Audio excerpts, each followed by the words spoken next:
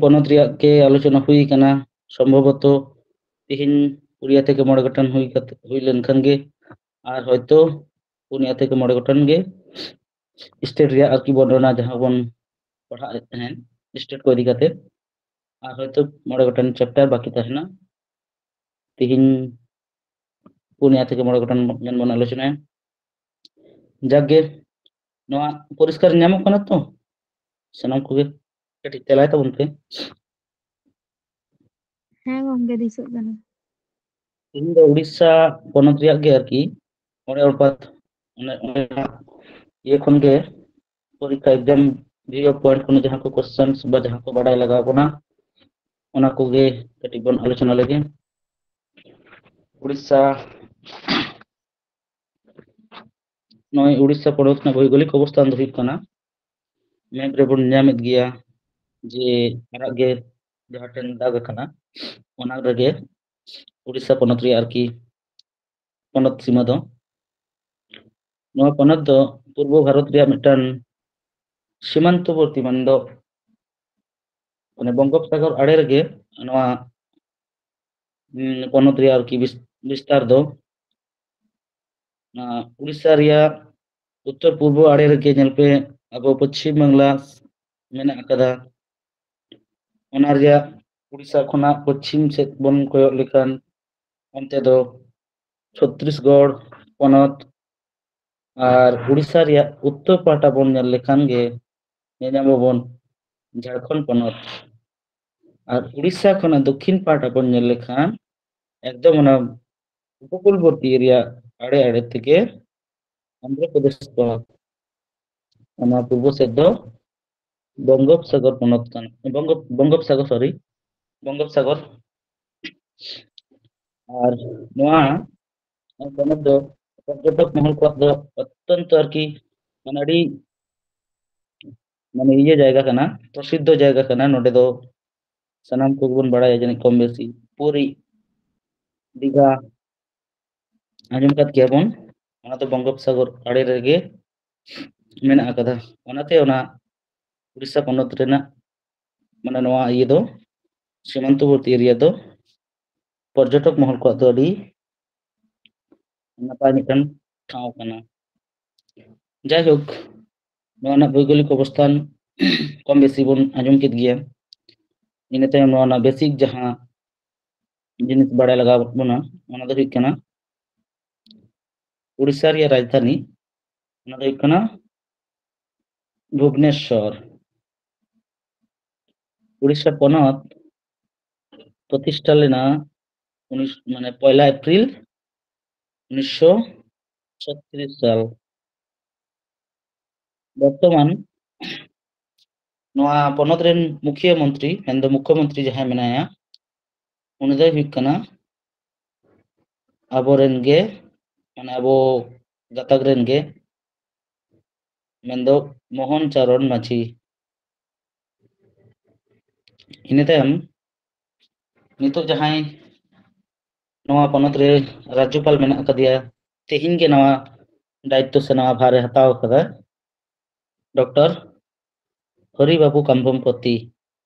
निये मांग अकोय तहे कना बड़ाई मेना तपिया निये मांग आरकी नुई हरि बाबू कंबमपति लहा उड़ीसा रेन जहां राज्यपाल तहे कना जहां को पे बड़ाई खान कटी पे ले सड़े तबना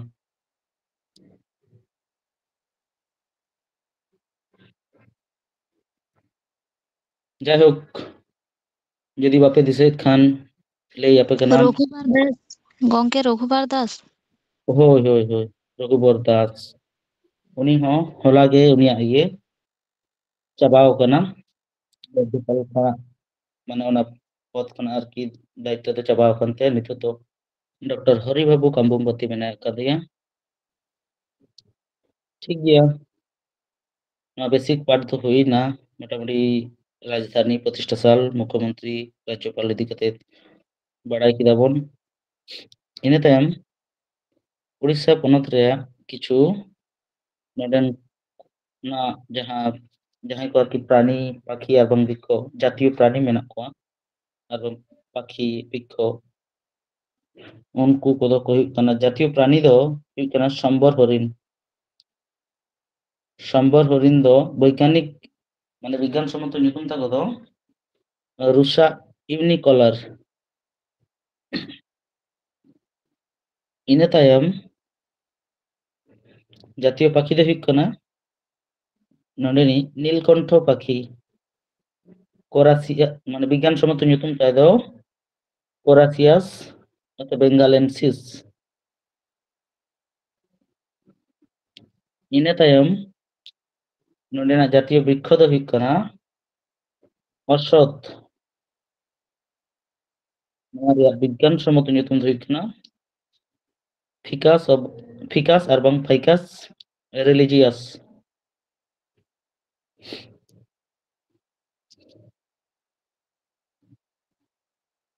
इना तायम नोंडेना जहां गुरुत्वपूर्ण जातीय उद्यान मेना कदा ओना किन दो हुई कना भितरकनिका जातीय उद्यान और बांग सिमलीपाल जातीय उद्यान। सिमलीपाल जातीय उद्यान कम बेसी नितो चर्चा रे मेना कदिया और बन बड़ाई कात गया सिमलीपाल जातीय उद्यान इदी कते माने न्यूज़ करे आर करे एक कोटा दिन लहा न्यूज़ रे भाले गे ताहे कना नोडे खना बांगमा मिटान से बारिया चिली बाकिन दड़ लेदा से चेत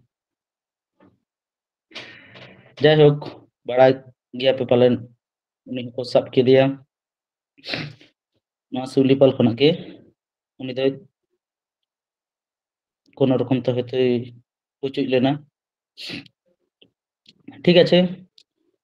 नोडेना गुरुत्वपूर्ण जातीय उद्यान दो हुई कना भितरकनिका जातीय उद्यान और सिमलीपाल जातीय उद्यान। इना तायम नोडे जहां गुरुत्वपूर्ण अभयारण्य दो मेना कदा ओना को दो हुई कना बदरमा अभयारण्य। इना तायम बालूखंड कोनारक अभयारण्य और भितरकनिका ओना में अभयारण्य ना अवतार के पड़ा जदियो नोआ रना दो जातीय उद्यान मेना। इना तायम चांदाका अभयारण्य। इना तायम 5 रे दो चिल्का अभयारण्य। चिल्का हाँ कम बेसी बन बड़ाई गया पलेन चिल्का तो चेत कना नोआ दो मिटन गुरुत्वपूर्ण रामसर साइट स्थान हो कना नोआ अभयारण्य ये रे मेना कदा भीतर रे गार बांग सुचुपुर रे। इना तायम 6 रे दो हुई कना देवगिर देवबीर तो देवबीरगढ़ अभयारण्य। 7 रे हुई कना गहिर माथा अभयारण्य और 9 8 रे मेना कदा बैठा बंधना अभयारण्य। नोआ बैठा बंधना अभयारण्य ये बार 2024 रे जहां पीएससी क्लार्कशिप परीक्षा बन एम कदा उनको को दो थर्ड शिप रे जहां को परीक्षा बन एम कदा उनको तो बन बड़ाई गया पलेन बैठा बंधना nyutum ते men अभयारण्य रे nyutum तो अभयारण्य बांग हिज कान ताहे नोका लका हेज लेना बैठा बंधना उद्यान दो ओका पोनत रे मेना कदा विभिन्न रकम सुन ताहे कना आसाम ताहे कना मेघालय ताहे कना उड़ीसा ताहे कना और जानि चित्तन ताहे कना नोका गे किछु किछु क्वेश्चंस एमन भितिर कोन को एम का जहां तो हयतो अब बाम बन आंजम कदा डेली बेसिस जुदी विभिन्न रकम न्यूज़ और बांग पेपर को और को खन न्यूज़ रिलेटेड कोनो खबर बाबन नेल का से उन पठाव का नो को हयतो बाबन अटेंड दाड़ेगा। इना तायम 9 रे दो आदगढ़ अभयारण्य और 10 रे दो हुई कना करलपात अभयारण्य। अभयारण्य दो अडी अथाम के मेना कदा इन दो 10 टी गान गे नोडिन उदु आपे कना ओना को आपे को गे आरो पांजा कते आपे निजे निजे कथा रे ऑल तुलो तापे आपे गे होमवर्क ताहेना तार मध्य किछु गान नोआ को जहां ऑल होइना ओना को दो मास्ट आरकी पढ़ाव पे और बड़ाय तहन मा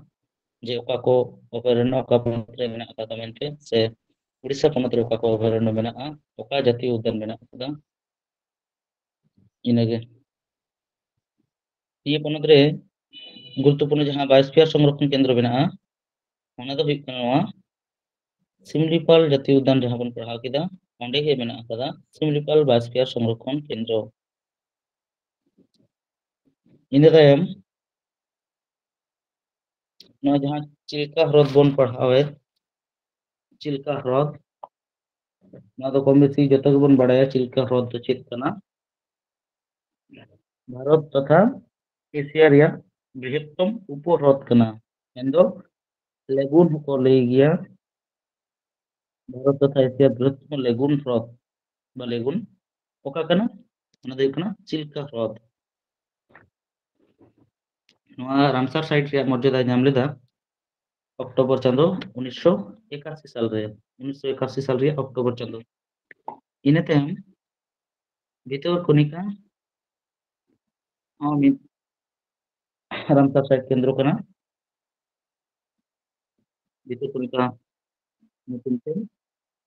hoy ona na अभयारण्य होक उद्यान होक ओंडे गे रामसर साइट रे मर्यादा नोआ होय नाम कदा ओना दो नाम लेदा अगस्त माने 2002 रे अगस्त चांदो रे इने तायम आरो जहां रामसर साइट केंद्र को मेना कदा ओना को हुई कना सातकोसिया घाट तो नाम लेदा 2021 साल रे रामसर साइट रे मर्यादा इने तायम अनसुपा ह्रद अगस्त 2022 साल रे इने तायम हीराकुंड जलाधार नहा अगस्त 2022 साल रे इने तायम टामपारा ह्रद अगस्त 2022 साल रे नोआ रामसर साइट रे मर्यादा नाम आकादा ठीक আছে रामसर साइट केंद्र दो नोडे नि को छठी सुमन के मेना आकादा भाले ठीक बन पढ़ामा दिसे दोहय माबन इने तायम नोडे गुरुत्वपूर्ण बाघ संरक्षण केंद्र बाघ को संरक्षण कोआ नोडे बारिया ये कोना नंदो मिदो सिमलीपाल बाघ संरक्षण केंद्र और दोसर दो सातकोसिया बाघ संरक्षण केंद्र इने तायम नोडे उड़ीसा पोनोत रे विश्व ऐतिह्यबाही स्थान जहां मेना आकादा ओना तो हुई कना कोनारक या सूर्य मंदिर नोआ कोनारक या सूर्य मंदिर तो 1984 साल रे विश्व ऐतिह्यबाही स्थान रे मर्यादा नाम आकादा और नोडे गुरुत्वपूर्ण ये ताम गुरुत्वपूर्ण शास्त्रीय और लोक नृत्य मुद्रे मेना नोडे शास्त्रीय नृत्य हो मेना आकादा जहां दो बन बड़ाया ओडिसी nyutum ते ओडिसी दो उड़ीसा रिया के मिद शास्त्रीय नृत्य कना इने तायम जहां लोक नृत्य को मेना मेन दो आंचलिक नृत्य को ओना को दो हुई कना गोटीपुया पाइका साभारी गुंगा मुनारी आरहो मेना आकादा किया ईटीसी ने एमान एमान आरकी ओना को दो आरहो जहां को पे बड़ाई नाम ताबुना और गुटी कथा बनते इम्पोर्टेंट लेखाते जहां को ऑलेना नोआ को दो दिसे दहो कथा बनते गोटीपुया पाइका नोआ को दो ऑलरेडी परीक्षा रे गे भेगार भेगार विभिन्न परीक्षा रे हेज अकान गिया ओनाते नोआ को आरो दोहरा काते दिसे दहो ना लगती लेखाते ऑल दहो केदा आर बांग ऑल केदा नोडे पाम नोआ भाले ठीक माने गोटीपुया पाइका ऑलरेडी हेज अकाना नोआ गुमरा हो हेज अकाना आरो जहां को पे नामा लोक नृत्य को नोडे जुटी कथा बनके ठीक আছে इने तायम जहां गुरुत्वपूर्ण उत्सव और मेला मेना आकादा फेमस ᱡᱟᱦᱟᱸ ᱢᱮᱞᱟ ᱠᱚ ᱢᱮᱱᱟᱜ ᱟᱠᱟᱫᱟ ᱩᱲᱤᱥᱥᱟ ᱨᱮ ᱟᱹᱰᱤ ᱟᱛᱷᱟᱢ ᱜᱮ ᱢᱮᱱᱟᱜ ᱟᱠᱟᱫᱟ, ᱤᱱᱟᱹ ᱠᱚ ᱢᱩᱫᱽᱨᱮ ᱡᱟᱦᱟᱸ ᱫᱚ ᱟᱹᱰᱤ ᱧᱩᱢᱧᱟᱢᱟᱱᱟᱜ ᱠᱟᱱᱟ ᱢᱮᱱᱫᱚ ᱩᱲᱤᱥᱥᱟ ᱨᱮᱭᱟᱜ ᱨᱚᱛᱷᱚ ᱡᱟᱛᱨᱟ᱾ ᱨᱚᱛ ᱠᱚᱢ ᱵᱮᱥᱤ ᱥᱟᱱᱟᱢ ᱠᱚᱜᱮ ᱵᱚᱱ ᱵᱟᱲᱟᱭᱟ ᱟᱵᱚ ᱫᱚ যে রথ গাড়ি কো অর গিয়া ᱚᱱᱟ রথ পুজো ᱫᱚ উড়িষ্যা রে ᱟᱹᱰᱤ মানে ধুমধাম লেᱠᱟᱛᱮ ᱦᱩᱭᱩᱜᱼᱟ ᱟᱨᱠᱤ, ᱡᱟᱦᱟᱸ ᱠᱚᱫᱚ ᱦᱚᱭᱛᱳ ᱟᱵᱚ ᱵᱮᱝᱜᱚᱞ ᱨᱮ ᱟᱨ ᱵᱟᱝ ᱮᱴᱟᱜ ᱠᱚᱨᱮ ᱮᱴᱟᱜ ᱯᱚᱱᱚᱛ ᱨᱮ ᱩᱱᱟᱹᱜᱴᱟ ᱦᱚᱭᱛᱳ ᱵᱟᱝ ᱧᱟᱢᱚᱜ ᱜᱮᱭᱟ, ᱛᱟর ᱢᱚধ্যে ᱨᱮᱦᱚᱸ ᱟᱵᱚ ᱵᱮᱝᱜᱚᱞ ᱨᱮᱫᱚ ᱢᱚᱴᱟᱢᱩᱴᱤ ᱟᱵᱚ ᱵᱚᱱ ᱯᱟᱞᱟᱣ ᱜᱮᱭᱟ ᱨᱚᱛᱷᱚ ᱡᱟᱛᱨᱟ, ᱢᱮᱱᱠᱷᱟᱱ ᱩᱲᱤᱥᱥᱟ ᱨᱮᱫᱚ ᱟᱹᱰᱤ ᱡᱟᱹᱥᱛᱤ ᱠᱟᱛᱮ ᱟᱹᱰᱤ ᱫᱷᱩᱢᱫᱷᱟᱢ ᱛᱮ ᱱᱚᱣᱟ ᱨᱚᱛᱷ ᱡᱟᱛᱨᱟ ᱠᱚ ᱯᱟᱞᱟᱣᱟ᱾ ᱤᱱᱟᱹ ᱛᱟᱭᱚᱢ ᱢᱮᱱᱟᱜᱼᱟ ᱨᱚᱡᱚ ᱯᱚᱨᱚᱵᱽ, ᱩᱲᱤᱥᱥᱟ ᱨᱮᱱᱟᱜ ᱜᱮ ᱢᱤᱫ ᱩᱛᱥᱚᱵ ᱨᱚᱡᱚ ᱯᱚᱨᱚᱵᱽ᱾ ᱤᱱᱟᱹ ᱛᱟᱭᱚᱢ ᱯᱩᱨᱤ ᱵᱤᱪ ᱩᱛᱥᱚᱵ, ᱯᱩᱨᱤ ᱨᱮ ᱡᱟᱦᱟᱸ ᱩᱛᱥᱚᱵ ᱦᱩᱭᱩᱜᱼᱟ ᱚᱱᱟ ᱫᱚ ᱯᱩᱨᱤ ᱚᱱᱟ সমুদ্র আড়ে ᱨᱮᱜᱮ ᱚᱱᱟ ᱩᱛᱥᱚᱵ ᱨᱮᱭᱟᱜ ᱦᱚᱭᱛᱳ ᱥᱛᱷᱟᱱ ᱫᱚ ᱠᱟᱱᱟ, ᱚᱱᱟ ᱦᱚᱛᱮᱡ ᱛᱮ ᱡᱟᱹᱱᱤᱡ ᱱᱚᱣᱟ ᱨᱮᱭᱟᱜ ᱧᱩᱛᱩᱢ ᱯᱩᱨᱤ ᱵᱤᱪ ᱩᱛᱥᱚᱵ᱾ ᱤᱱᱟᱹ ᱛᱟᱭᱚᱢ ᱵᱟᱦᱩᱫᱟ ᱡᱟᱛᱨᱟ ᱩᱛᱥᱚᱵ, 5 ᱨᱮᱫᱚ ᱢᱮᱱᱟᱜ ᱟᱠᱟᱫᱟ ᱵᱟᱞᱤ ᱡᱟᱛᱨᱟ ᱩᱛᱥᱚᱵ᱾ ᱤᱱᱟᱹ ᱛᱟᱭᱚᱢ 6 ᱨᱮᱫᱚ ᱢᱮᱱᱟᱜ ᱟᱠᱟᱫᱟ নোয়াখাই উৎসব, আর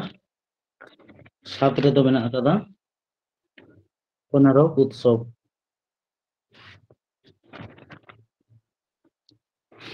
ঠিক আছে, এই গুরুত্বপূর্ণ উৎসব কদো নোয়া কোগে কানা,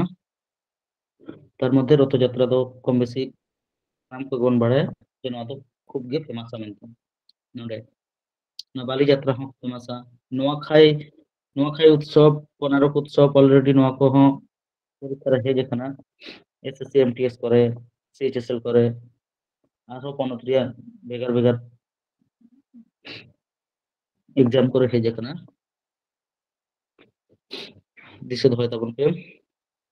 इने तायम नोडेना जहां गुरुत्वपूर्ण मंदिर मेना आकादा ona do huyuk kana Shri Jagannath मंदिर, जहां दो पुरी रे मेना आकादा ona जगन्नाथ मंदिर खूब फेमस है। ona साव सावते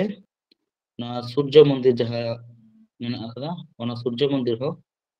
कोनारक रे मेना आकादा, ona nyutum tege nyutum akana कोनारक सूर्य मंदिर, जहां दो विश्व ঐতিহ্যবাহী স্থান রিয়া মিঠুন মর্যাদায় সাপ দোহ আকাদা নোয়া কোনারক রিয়া সূর্য মন্দির। ঠিক আছে, এই মন্দির হন ওয়াকিন বারিয়া মোটামুটি নোটেনা খুব গে ফেমাসা, আরো হুডিং মারাং মন্দির কদো মেনা আকাদা মেনা আকাদ গিয়া ona কদো বানি ᱚᱞ ᱞᱮᱫᱟ, ᱟᱯᱮ ᱠᱚ ᱱᱚᱣᱟ ᱠᱚᱫᱚ ᱟᱯᱮᱭᱟᱜ ᱦᱳᱢᱣᱟᱨᱠ ᱨᱤᱧ ᱫᱚᱦᱚ ᱠᱮᱫᱟ, ᱟᱯᱮ ᱠᱚᱦᱚᱸ ᱠᱚᱢ ᱵᱮᱥᱤ ᱜᱷᱟᱴᱟᱣ ᱠᱟᱛᱮ ᱯᱟᱸᱡᱟ ᱠᱟᱛᱮ নিজেরা জ্ঞান বাড়তি লাगित te ᱚᱞ ᱠᱟᱛᱟ ᱵᱚᱱ ᱯᱮ খাতা করে। ঠিক আছে, ইনে তায়ম নোডেᱱᱟᱜ গুরুত্বপূর্ণ নদী আর বাং তীরবর্তী শহর আর কি নদী আড়ে রে এই আড়ে রে ᱡᱟᱦᱟᱸ ᱠᱚ শহর মেনা আকাদা ona kodo huyuk kana Cuttack শহর। কটক শহর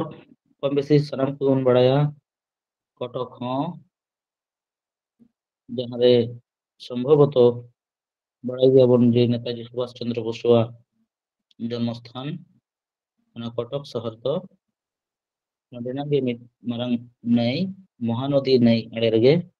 মেনা আকাদা। ইনে তায়ম সম্বলপুর শহর, সম্বলপুর শহর মহানদী নাই আড়ে রেগে মেনা আকাদা। আর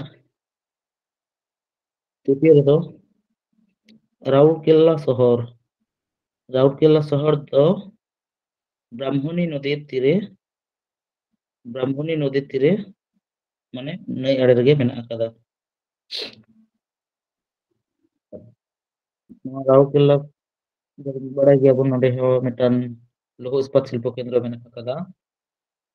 ᱱᱚᱣᱟ ᱥᱚᱦᱚᱨ ᱨᱮᱜᱮ, ᱚᱱᱟ ᱧᱩᱛᱩᱢ ᱛᱮᱜᱮ ᱢᱮᱱᱟᱜ ᱟᱠᱟᱫᱟ ᱨᱟᱩᱨᱠᱮᱞᱞᱟ ᱤᱥᱯᱟᱛ ᱥᱤল্ᱯᱚ কেন্দ্র। ona যে কোনো সময় পরীক্ষা করে হিজুক গিয়া দিশে দোহয় পে যে নওয়া রাউরকেল্লা ইস্পাত শিল্প কেন্দ্র দো ব্রাহ্মণী নদী আড়ে রেগে মেনা আকাদা। মুᱪᱟᱹᱫ ᱨᱮᱫᱚ নয় বাঙ্কি সে বঙ্কি শহর,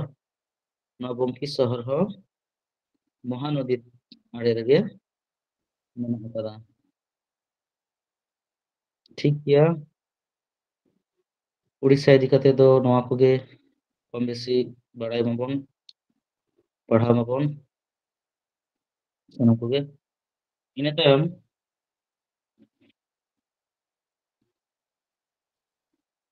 पंजाब इदी काते बन पढ़ावा से पंजाब इदी काते बन बाड़ाया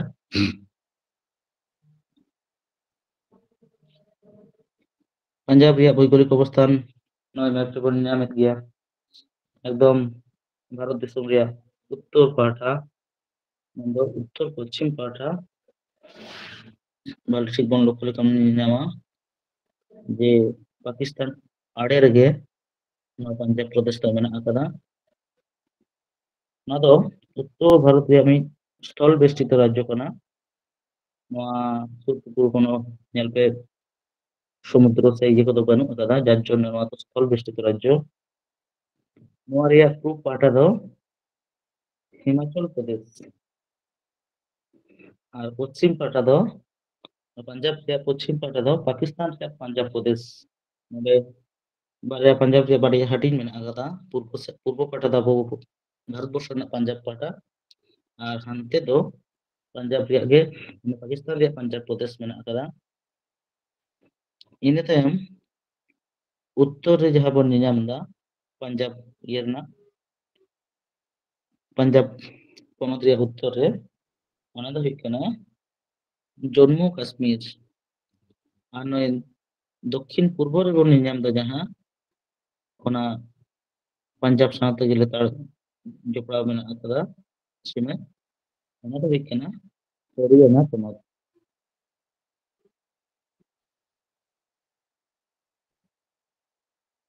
नोआ पंजाब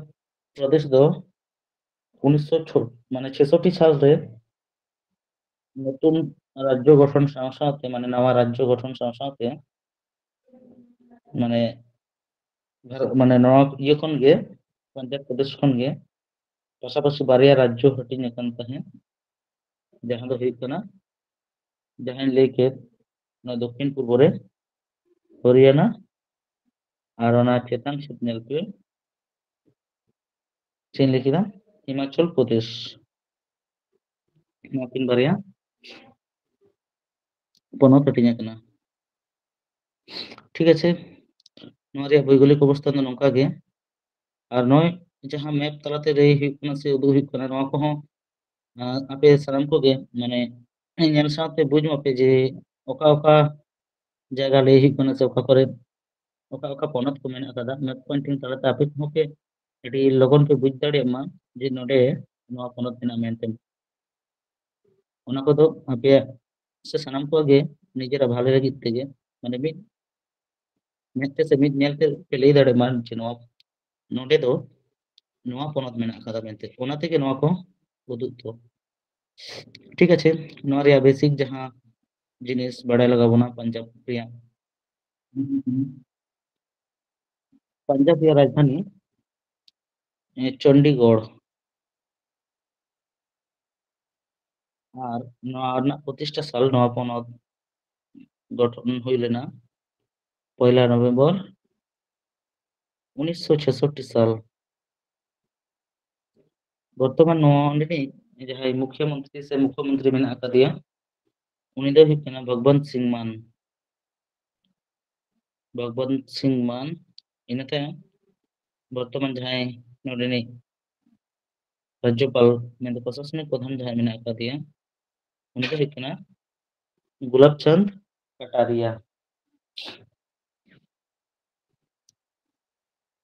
ठीक आछे बेसिक पाठ हो हुईना नितो नोआ पोनोत रिया गे जहां जातीय प्राणी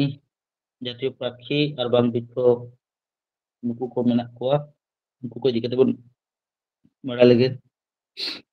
जातीय प्राणी दो हुयुग कना नोडेनी किस्नो सार नुकुआ वैज्ञानिक सम्मत nyutum दो हुयुग कना एंटीलोप सर्विकप्रा दिसे दो कापे वैज्ञानिक सम्मत nyutum ना वैज्ञानिक सम्मत nyutum को दो মানে এনটিপিসি আর বাং গ্রুপ ডি করেᱱᱟᱜ পরীক্ষা করে ᱟᱹᱰᱤ ᱟᱛᱷᱟᱢ ᱦᱤᱡᱩᱜ ᱜᱮᱭᱟ ᱱᱚᱣᱟ ᱠᱚᱦᱚᱸ ᱫᱤᱥᱟᱹ ᱫᱚᱦᱚ ᱠᱟᱜ ᱢᱟᱵᱚᱱ ᱤᱱᱟᱹ ᱛᱟᱭᱚᱢ ᱡᱟᱛᱤᱭᱚ ᱯᱟᱠᱷᱤ ᱱᱚᱰᱮ ᱱᱮᱭ ᱢᱮᱱᱫᱚ ᱯᱟᱧᱡᱟᱵ ᱨᱮᱱ ᱡᱟᱛᱤᱭᱚ ᱯᱟᱠᱷᱤ ᱫᱚ ᱦᱩᱭᱩᱜ ᱠᱟᱱᱟ ᱜᱷᱳᱥᱚᱠ ᱱᱩᱠᱩᱣᱟᱜ ᱵᱳᱭᱜᱟᱱᱤᱠ ᱥᱚᱢᱚᱛ ᱧᱩᱛᱩᱢ ᱫᱚ ᱦᱩᱭᱩᱜ ᱠᱟᱱᱟ ᱮᱠᱥᱤᱯᱤᱴᱟᱨ ᱡᱮᱱᱴᱤᱞᱤᱥ ᱮᱠᱥᱤᱯᱤᱴᱟᱨ ᱡᱮᱱᱴᱤᱞᱤᱥ ᱤᱱᱟᱹ ᱛᱟᱭᱚᱢ ᱱᱚᱰᱮᱱ ᱱᱩᱭ ᱡᱟᱦᱟᱸ ᱢᱟᱱᱮ ᱱᱚᱰᱮᱱᱟᱜ ᱡᱟᱦᱟᱸ ᱡᱟᱛᱤᱭᱚ ᱵᱨᱤᱠᱠᱷᱚ ᱢᱮᱱᱟᱜ ᱟᱠᱟᱫᱟ ᱚᱱᱟ ᱦᱩᱭᱩᱜ ᱠᱟᱱᱟ ᱥᱤᱥᱩ ᱫᱟᱞᱵᱟᱨᱡᱤᱭᱟ ᱥᱤᱥᱩ ᱱᱚᱣᱟ ᱨᱮᱭᱟᱜ ᱵᱳᱭᱜᱟᱱᱤক ᱧᱩᱛᱩᱢ ᱫᱚ ᱦᱩᱭᱩᱜ ᱠᱟᱱᱟ ᱫᱟᱞᱵᱟᱨᱡᱤᱭᱟ ᱥᱤᱥᱩ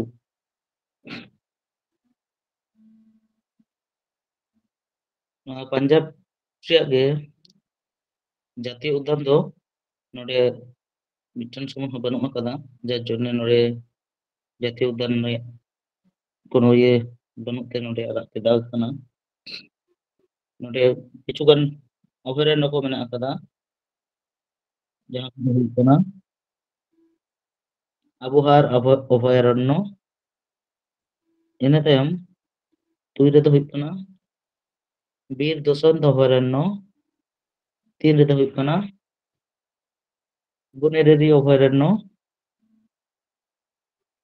4 রেᱫᱚ ᱦᱩᱭᱩᱜ ᱠᱟᱱᱟ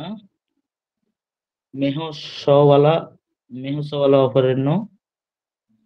5 রেᱫᱚ ᱦᱩᱭᱩᱜ ᱠᱟᱱᱟ বীর মোটিবাগ অভয়ারণ্য 6 রেᱫᱚ ᱦᱩᱭᱩᱜ ᱠᱟᱱᱟ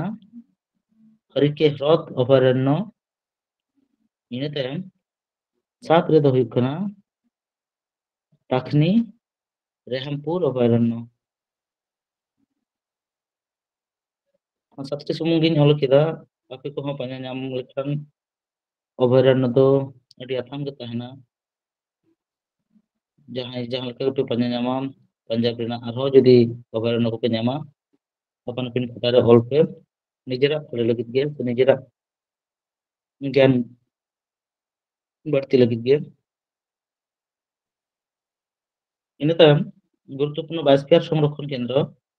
ᱱᱚᱰᱮ ᱦᱚᱸ ᱢᱟᱱᱮ বায়োস্ফিয়ার সংরক্ষণ কেন্দ্র ᱫᱚ ᱵᱟᱹᱱᱩᱜ ᱟᱠᱟᱫᱟ ᱡᱟᱨ ᱡᱚᱱᱱᱮ ᱱᱚᱰᱮ ᱫᱚ ᱠᱟᱴᱟ ᱪᱤᱱᱦᱟᱹ ᱛᱮ ᱫᱟᱜ ᱟᱠᱟᱱᱟ ᱤᱱᱟᱹ ᱛᱟᱭᱚᱢ ᱱᱚᱰᱮ গুরুত্বপূর্ণ রামসার সাইট কেন্দ্র গুরুত্বপূর্ণ রামসার সাইট ᱫᱚ ᱱᱚᱰᱮ 6টি ᱢᱮᱱᱟᱜ ᱟᱠᱟᱫᱟ ᱚᱱᱟ ᱠᱚ ᱢᱩᱫᱽᱨᱮ ᱦᱩᱭᱩᱜ ᱠᱟᱱᱟ ᱯᱳᱭᱞᱳ ᱨᱮᱫᱚ ᱵᱤᱭᱟᱥ সংরক্ষণ কেন্দ্র সরি ᱱᱚᱣᱟ ᱰᱚᱵᱚᱞ ᱟᱠᱟᱱᱟ ᱡᱟᱹᱱᱤᱡ ᱱᱚᱣᱟ ᱵᱩᱡᱽ ᱠᱟᱜ ᱯᱮ ᱦᱟᱸᱜ ᱱᱚᱣᱟ ᱫᱚ ᱵᱤᱭᱟᱥ সংরক্ষণ কেন্দ্র মানে রামসার সাইট ইয়ে ᱨᱮᱱᱟᱜ ᱟᱨᱠᱤ সংরক্ষণ স্থান ᱠᱟᱱᱟ ᱱᱚᱣᱟ ᱥᱮᱯᱴᱮᱢᱵᱚᱨ ᱨᱮᱭᱟᱜ 2019 ᱨᱮ ᱱᱚᱣᱟ রামসার সাইট ᱨᱮ ᱢᱚর্যাᱫᱟᱭ ᱧᱟᱢ ᱟᱠᱟᱫᱟ ᱵᱤᱭᱟᱥ রামসার সাইট কেন্দ্র ᱤᱱᱟᱹ ᱛᱟᱭᱚᱢ কেশবপুর মিয়ানি কমিউনিটি রিজার্ভ ᱱᱚᱣᱟ ᱦᱚᱸ ᱥᱮᱯᱴᱮᱢᱵᱚᱨ ᱨᱮᱭᱟᱜ 2019 ᱨᱮ ᱧᱟᱢ ᱟᱠᱟᱫᱟ ᱤᱱᱟᱹ ᱛᱟᱭᱚᱢ 3 ᱨᱮᱫᱚ ᱢᱮᱱᱟᱜᱼᱟ নাগাঁও বন্যপ্রাণী অভয়ারণ্য ᱱᱚᱣᱟ ᱦᱚᱸ রামসার সাইট ᱨᱮᱭᱟᱜ ᱢᱚর্যাᱫᱟᱭ ᱧᱟᱢ ᱟᱠᱟᱫᱟ ᱱᱚᱣᱟ ᱫᱚ ᱥᱮᱯᱴᱮᱢᱵᱚᱨ ᱨᱮᱭᱟᱜ ᱱᱚᱣᱟ ᱦᱚᱸ ᱥᱮᱯᱴᱮᱢᱵᱚᱨ ᱨᱮᱭᱟᱜ 2000 ᱢᱟᱱᱮ 19 ᱨᱮᱭᱟᱜ ᱥᱮᱯᱴᱮᱢᱵᱚর ᱪᱟᱸᱫᱳ ᱨᱮ ᱤᱱᱟᱹ ᱛᱟᱭᱚᱢ 4 ᱨᱮ কাঞ্জলি জলাভূমি ᱱᱚᱣᱟ ᱫᱚ জানুয়ারি 2002 রে ᱱᱚᱣᱟ রামসার সাইট কেন্দ্র ᱫᱚ মর্যাদাᱭ ᱧᱟᱢ ᱟᱠᱟᱫᱟ ᱤᱱᱟᱹ ᱛᱟᱭᱚᱢ রূপার জলাভূমি ᱱᱚᱣᱟ ᱦᱚᱸ 2002 রে রামসার সাইট ᱨᱮᱭᱟᱜ মর্যাদাᱭ ᱧᱟᱢ ᱟᱠᱟᱫᱟ ᱤᱱᱟᱹ ᱛᱟᱭᱚᱢ 6 ᱨᱮ ᱢᱮᱱᱟᱜ ᱟᱠᱟᱫᱟ ᱟᱨ ᱵᱟᱝ ᱱᱚᱣᱟ ᱨᱮᱱᱟᱜ ᱢᱩᱪᱟᱹᱫ ᱢᱟᱱᱮ ᱱᱚᱰᱮ ᱢᱩᱪᱟᱹᱫ জলাভূমি ᱢᱟᱱᱮ ᱢᱮᱱᱫᱚ রামসার সাইট কেন্দ্র ᱚᱱᱟ ᱫᱚ ᱦᱩᱭᱩᱜ ᱠᱟᱱᱟ ᱦᱟᱨᱤᱠᱮ জলাভূমি ᱱᱚᱣᱟ ᱫᱚ ᱧᱟᱢ ᱟᱠᱟᱫᱟ রামসার সাইট ᱨᱮᱭᱟᱜ তকমায় ᱧᱟᱢ ᱟᱠᱟᱫᱟ মার্চ মানে 1990 সাল ᱨᱮᱭᱟᱜ মার্চ চাঁদো ঠিক আছে রামসার সাইট কেন্দ্র ᱫᱤᱥᱟᱹ ᱫᱚᱦᱚ ᱠᱟᱛᱟ ᱵᱚᱱ ᱯᱮ ᱱᱚᱰᱮ 6টি ᱢᱮᱱᱟᱜ ᱟᱠᱟᱫᱟ ᱱᱚᱣᱟ ᱠᱚ ᱧᱩᱛᱩᱢ ᱦᱚᱸ ᱫᱤᱥᱟᱹ ᱫᱚᱦᱚᱭ ᱯᱮ ᱤᱱᱟᱹ ᱛᱟᱭᱚᱢ ᱱᱚᱰᱮ গুরুত্বপূর্ণ বাঘ সংরক্ষণ কেন্দ্র ᱫᱚ ᱢᱤᱫᱴᱟᱝ ᱦᱚᱸ ᱵᱟᱹᱱᱩᱜ ᱟᱠᱟᱫᱟ ᱟᱨ ᱵᱤᱥᱥᱚ ঐতিহ্যবাহী স্থান ᱨᱮᱭᱟᱜ ᱢᱚর্যাᱫᱟ ᱦᱚᱸ ᱱᱚᱰᱮ ᱵᱟᱭ ᱧᱟᱢ ᱟᱠᱟᱫᱟ ᱱᱚᱰᱮᱱᱟᱜ ᱜᱩᱨᱩᱛᱛᱚᱯᱩᱨᱱᱚ ᱥᱟᱥᱛᱨᱤᱭᱚ ᱟᱨ ᱵᱟᱝ ᱞᱳᱠᱚ ᱱᱨᱤᱛᱛᱚ ᱡᱟᱦᱟᱸ ᱠᱚ ᱢᱮᱱᱟᱜ ᱟᱠᱟᱫᱟ ᱚᱱᱟ ᱠᱚ ᱢᱩᱫᱽ ᱨᱮᱫᱚ ᱥᱟᱥᱛᱨᱤᱭᱚ ᱱᱨᱤᱛᱛᱚ ᱦᱚᱸ ᱱᱚᱰᱮ ᱵᱟᱹᱱᱩᱜ ᱟᱠᱟᱫᱟ ᱯᱟᱧᱡᱟᱵ ᱨᱮᱫᱚ᱾ ᱞᱳᱠᱚ ᱱᱨᱤᱛᱛᱚ ᱡᱟᱦᱟᱸ ᱡᱟᱦᱟᱸ ᱠᱚ ᱢᱮᱱᱟᱜᱼᱟ ᱚᱱᱟ ᱠᱚᱫᱚ ᱦᱩᱭᱩᱜ ᱠᱟᱱᱟ ᱵᱷᱟᱝᱲᱟ, ᱜᱤᱫᱽᱫᱟ, ᱵᱷᱟᱱᱰ, ᱫᱷᱚᱢᱚᱱ, ᱰᱟᱵ, ᱞᱩᱫᱽᱫᱤ ᱟᱨ ᱠᱤᱠᱞᱤ, ᱱᱚᱣᱟ ᱞᱳᱠᱚ ᱱᱨᱤᱛᱛᱚ ᱠᱚ ᱛᱟর মধ্যে ভাঙড়া, গিদ্দা, কিকলি নওয়া কদᱚ অলরেডি হেজ আকানা। ᱫᱤᱥᱟᱹ ᱫᱚᱦᱚᱭ ᱯᱮ ᱵᱷᱟᱱᱰ, ᱫᱷᱚᱢᱚᱱ, ᱰᱟᱵ ᱱᱚᱣᱟ ᱠᱚᱦᱚᱸ ᱦᱤᱡᱩᱜ ᱨᱮᱱᱟᱜ ᱪᱟᱱᱥ ᱢᱮᱱᱟᱜᱼᱟ ᱥᱮ ᱦᱤᱡᱩᱜᱼᱟ। বিশেষ করে নওয়া ᱠᱚ ᱞᱳᱠᱚ ᱱᱨᱤᱛᱛᱚ ᱠᱚᱫᱚ মানে এসএসসি ᱠᱚᱨᱮᱱᱟᱜ ᱯᱚᱨᱤᱠᱠᱷᱟ ᱟᱨ ᱵᱟᱝ এনটিপিসি হোক গ্রুপ ডি করে হোক নওয়া করে হিজᱩᱜ ᱜᱮᱭᱟ ᱟᱹᱰᱤ ᱵᱷᱤᱛᱤᱨ ᱠᱷᱚᱱ কোশ্চেন্স ᱫᱚᱠᱚ ᱮᱢ ᱜᱮᱭᱟ। যেহেতু সেন্ট্রাল বেস পরীক্ষা কানা ওনাতে ওনা করে দो নौका আরকি বেশ ভিতর জায়গা ᱠᱷᱚᱱ ᱜᱮ কোশ্চেন তো এম গিয়া ওনা ᱠᱚ হয়তো আবো খুব কম হড় গে নুনো ওয়াকিবহাল বন তাহেন গিয়া আবো তো শুধুমাত্র বেঙ্গল বা ওয়েস্ট বেঙ্গল না পরীক্ষা বন টার্গেট লেখান বাবন ইয়ে দাঁড়ায় মানে সেন্ট্রাল গভর্নমেন্ট পরীক্ষা টার্গেট লেখান আডি আথাম আরকি জিনিস তো বাড়ায় লাগাবো বোনা আবো ভারতবর্ষের প্রত্যেকটি স্টেট না যাবতীয় কিছু তাতে শাস্ত্রীয় লোকনৃত্য হোক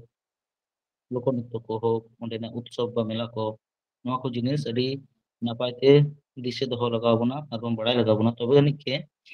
সেন্ট্রাল গভর্নমেন্ট মানে সেন্ট্রাল গভর্নমেন্ট রে যাহা को एग्जाम को हुई ना चाकरी परीक्षा को ओना को बन क्रैक दाड़े से ओना को ना क्वेश्चंस को बन सब तीर दाड़े आरकी क्वेश्चन को आंसर को इन टाइम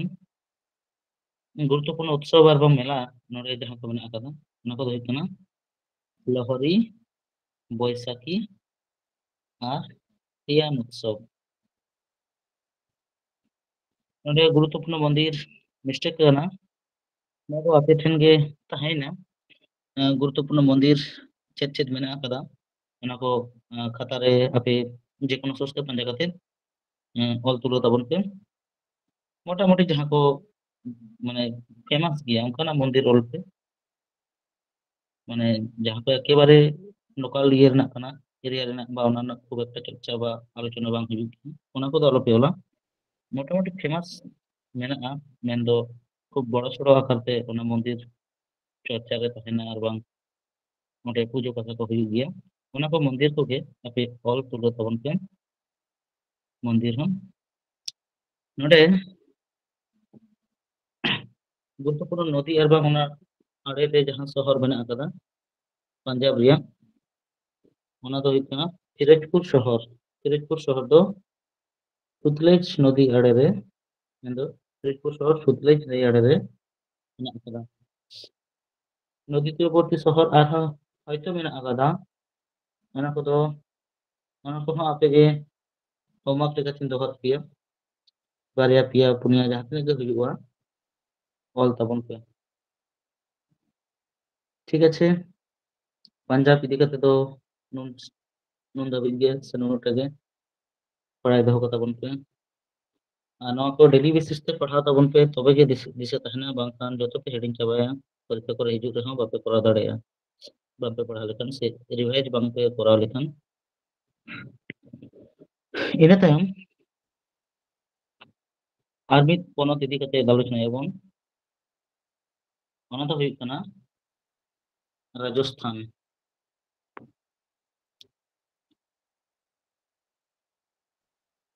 নওয়া হᱚᱸ উত্তর ভারত ᱨᱮᱭᱟᱜ ᱜᱮ স্থল বেষ্টিত রাজ্য কানা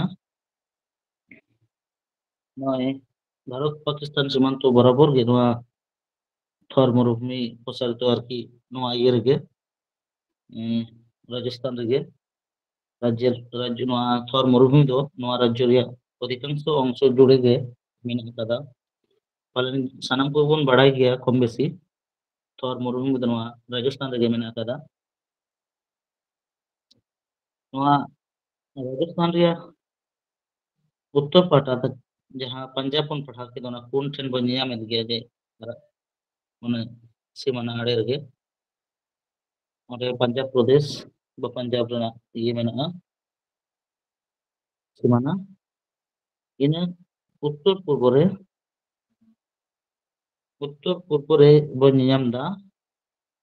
হরিয়ানা আর বাং উত্তরপ্রদেশ রাজ্য মানে পাঞ্জাব ᱨᱮᱭᱟᱜ উত্তরপ্রদেশ মানে উত্তর পূর্ব রে পূর্ব পাটা উত্তর পূর্ব পাটা বন ᱧᱮᱞ ᱞᱮᱠᱷᱟᱱ হরিয়ানা আর উত্তরপ্রদেশ রাজ্য সীমানা মেনাᱜ ᱟᱠᱟᱫᱟ ᱤᱱᱟᱹ ᱛᱟᱭᱚᱢ দক্ষিণ পূর্ব রে মেনাᱜ ᱟᱠᱟᱫᱟ গুজরাট মানে একদম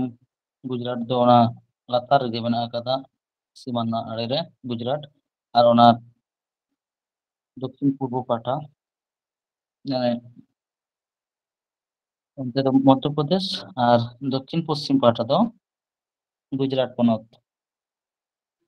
আর ᱚᱱᱟ পশ্চিম পাটা ᱫᱚ ᱱᱚᱣᱟ রাজস্থান ᱠᱷᱚᱱᱟᱜ পশ্চিম ᱥᱮᱫ ᱫᱚ পাকিস্তান পᱚᱱᱚᱛ ᱨᱮᱭᱟᱜ ᱜᱮ মানে পাকিস্তান দিᱥᱚᱢ ᱨᱮᱭᱟᱜ ᱟᱨᱠᱤ সীমানা মেনাᱜ ᱟᱠᱟᱫᱟ ঠিক আছে রাজস্থান ইদি কাতে নওয়া ᱠᱚ মানে ন্যূনতম জিনিস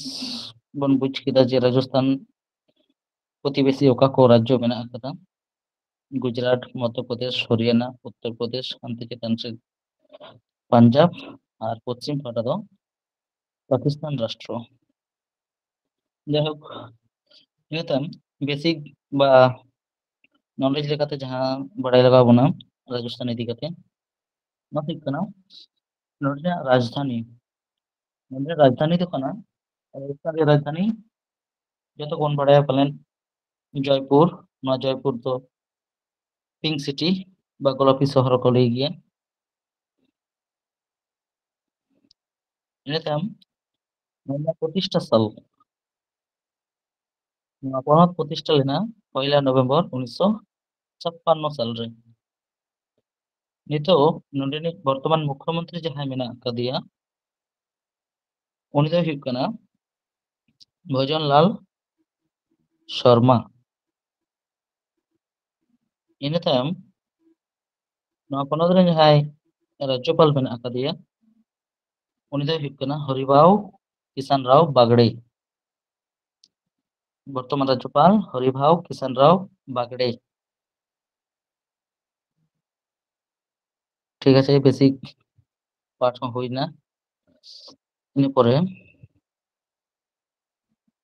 ᱱᱚᱣᱟ ᱯᱚᱱᱚᱛ ᱨᱮᱭᱟᱜ ᱡᱟᱦᱟᱸᱭ প্রাণী পাখি আর বাং বৃক্ষ মেনাᱜ ᱠᱚ জাতীয় পাখি প্রাণী আর বাং বৃক্ষ জাতীয় প্রাণী নডেন ᱠᱚᱫᱚ ᱦᱩᱭᱩᱜ ᱠᱟᱱᱟ ᱠᱚ ᱩᱴ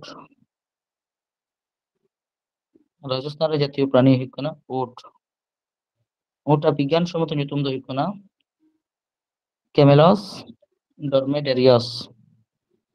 ক্যামেলাস ডরমেডেরিয়াস ᱤᱱᱟᱹ ᱛᱟᱭᱚᱢ ᱱᱚᱰᱮᱱᱤᱡ পাখি ᱥᱮ ᱪᱮᱬᱮ ᱫᱚᱠᱚ ᱦᱩᱭᱩᱜ ᱠᱟᱱᱟ গ্রেট ইন্ডিয়ান বাস্টার্ড জাতীয় পাখি ᱫᱚ ᱦᱩᱭᱩᱜ ᱠᱟᱱᱟ গ্রেট ইন্ডিয়ান বাস্টার্ড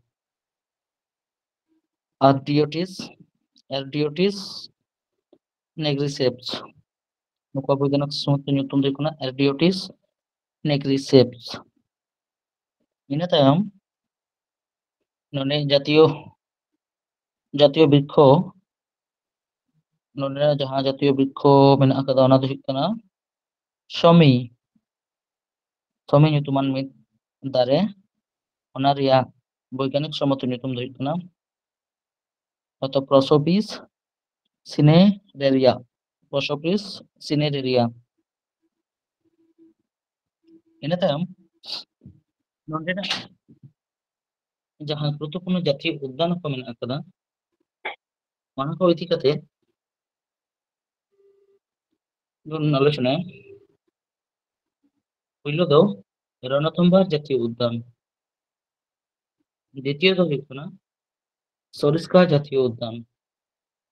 তৃতীয় ᱫᱚ ᱦᱩᱭᱩᱜ ᱠᱟᱱᱟ কেওলাদেও ঘানা জাতীয় উদ্যান চতুর্থ ᱫᱚ ᱦᱩᱭᱩᱜ ᱠᱟᱱᱟ মরুভূমি জাতীয় উদ্যান আর পঞ্চম রে ᱦᱩᱭᱩᱜ ᱠᱟᱱᱟ মুকুন্দ্রা হিলস জাতীয় উদ্যান নিয়ে 5টি জাতীয় উদ্যান ভেরি মানে খুব গে ইম্পর্টেন্স মেনাᱜᱼᱟ ᱱᱚᱣᱟ ᱠᱚᱨᱮ রণথম্বার জাতীয় উদ্যান সরিস্কা জাতীয় উদ্যান কেওলাদেও ঘানা জাতীয় উদ্যান মরুভূমি জাতীয় উদ্যান আর মুকুন্দরা হিলস জাতীয় উদ্যান ᱫᱤᱥᱟᱹ ᱫᱚᱦᱚᱭ ᱢᱟᱵᱚᱱ᱾ ᱤᱱᱟᱹ ᱛᱟᱭᱚᱢ ᱜᱩᱨᱩᱛᱛᱚᱯᱩᱨᱱᱚ ᱚᱵᱷᱚᱭᱟᱨᱚণ্য ᱠᱚ ᱢᱩᱫᱽᱨᱮ ᱱᱚᱰᱮ ᱢᱮᱱᱟᱜ ᱟᱠᱟᱫᱟ বানবাঁধ অভয়ারণ্য, ᱤᱱᱟᱹ তাᱭᱚᱢ বাস অভয়ারণ্য, তৃতীয় ᱫᱚ ᱦᱩᱭᱩᱜ ᱠᱟᱱᱟ ᱢᱮᱱᱨᱳᱰᱜᱚᱲ অভয়ারণ্য, চতুর্থ ᱫᱚ ᱦᱩᱭᱩᱜ ᱠᱟᱱᱟ দারাহা অভয়ারণ্য, পঞ্চম ᱫᱚ ᱦᱩᱭᱩᱜ ᱠᱟᱱᱟ জয়সমন্দ অভয়ারণ্য, 6 রেᱫᱚ ᱦᱩᱭᱩᱜ ᱠᱟᱱᱟ জামুয়া রামগড় অভয়ারণ্য, 7 রেᱫᱚ ᱦᱩᱭᱩᱜ ᱠᱟᱱᱟ জহর সাগর অভয়ারণ্য, 8 রে ᱦᱩᱭᱩᱜ ᱠᱟᱱᱟ কেশরবাগ অভয়ারণ্য, 9 রে কুম্ভালগড় অভয়ারণ্য, আর 10 রেᱫᱚ ᱦᱩᱭᱩᱜ ᱠᱟᱱᱟ আবু মাউন্ট অভয়ারণ্য। 10টি সমানিᱧ ᱚᱞ ᱠᱮᱫᱟ, ᱟᱨᱦᱚᱸ ᱛᱟᱦᱮᱱ ᱜᱮᱭᱟ ᱥᱮ ᱟᱨᱦᱚᱸ ᱢᱮᱱᱟᱜ ᱟᱠᱟᱫᱟ, ᱚᱱᱟ ᱠᱚᱫᱚ ᱱᱤᱡᱮ ᱛᱮᱜᱮ ᱚᱞ ᱛᱟᱵᱚᱱ ᱯᱮ ᱦᱟᱸᱜ ᱚᱠᱟ ᱡᱟᱭᱜᱟতে ᱱᱚᱰᱮ ᱨᱟᱡᱚᱥᱛᱷᱟᱱ ᱯᱚᱱᱚᱛ ᱨᱮ ᱦᱮᱱᱟᱜ ᱵᱟᱭᱳᱥᱯᱷᱤᱭᱟᱨ ᱥᱚᱝᱨᱚক্ষণ ᱠᱮন্দ্র ᱫᱚ ᱵᱟᱹᱱᱩᱜ ᱟᱠᱟᱫᱟ। ᱱᱚᱰᱮ ᱨᱟᱢᱥᱟᱨ ᱥᱟইᱴ কেন্দ্র ᱫᱚ ᱦᱩᱭᱩᱜ ᱠᱟᱱᱟ সম্বর হ্রদ। সম্বর হ্রদ 1990 সালে রামসার সাইট ᱨᱮᱭᱟᱜ মর্যাদায় ᱧᱟᱢ ᱟᱠᱟᱫᱟ। 1990 সালে সম্বর হ্রদ। ᱤᱱᱟᱹ ᱛᱟᱭᱚᱢ ᱫᱚᱥᱟᱨ রামসার সাইট কেন্দ্র ᱫᱚ ᱦᱩᱭᱩᱜ ᱠᱟᱱᱟ কেওলাদেও জাতীয় উদ্যান। 1991 সাল ᱨᱮᱭᱟᱜ অক্টোবর ᱪᱟᱸᱫᱳ ᱱᱚᱣᱟ রামসার সাইট ᱫᱚ মর্যাদায় ᱧᱟᱢ ᱟᱠᱟᱫᱟ। ᱤᱱᱟᱹ ᱛᱟᱭᱚᱢ ᱱᱚᱰᱮ গুরুত্বপূর্ণ বাঘ সংরক্ষণ কেন্দ্র ᱦᱚᱸ ᱢᱮᱱᱟᱜ ᱟᱠᱟᱫᱟ, ᱟᱹᱰᱤ ᱮᱛᱚᱢ ᱜᱮ 5টি ᱜᱟᱱ। ᱚᱱᱟ ᱠᱚᱫᱚ ᱦᱩᱭᱩᱜ ᱠᱟᱱᱟ রণথম্বার বাঘ সংরক্ষণ কেন্দ্র। ᱤᱱᱟᱹ ᱛᱟᱭᱚᱢ সরিস্কা বাঘ সংরক্ষণ কেন্দ্র। 3 নম্বর রেᱫᱚ রামগড় বিষধরী বাঘ সংরক্ষণ কেন্দ্র। 4 নম্বর রেᱫᱚ ᱦᱩᱭᱩᱜ ᱠᱟᱱᱟ ধোলপুর করৌলি বাঘ সংরক্ষণ কেন্দ্র। ᱤᱱᱟᱹ ᱛᱟᱭᱚᱢ 5 রেᱫᱚ ᱦᱩᱭᱩᱜ ᱠᱟᱱᱟ মুকুন্দ্র পাহাড় বাঘ সংরক্ষণ কেন্দ্র। ᱱᱤᱭᱟᱹ ᱠᱚ 5টি ᱫᱤᱥᱟᱹ ᱫᱚᱦᱚ ᱠᱟᱛᱟᱵᱚᱱ ᱯᱮ। ᱤᱱᱟᱹ ᱢᱩᱫᱽᱨᱮ ᱱᱚᱣᱟ কমন ᱢᱮᱱᱟᱜᱼᱟ, রণথম্বার, সরিস্কা, ধৌলপুর,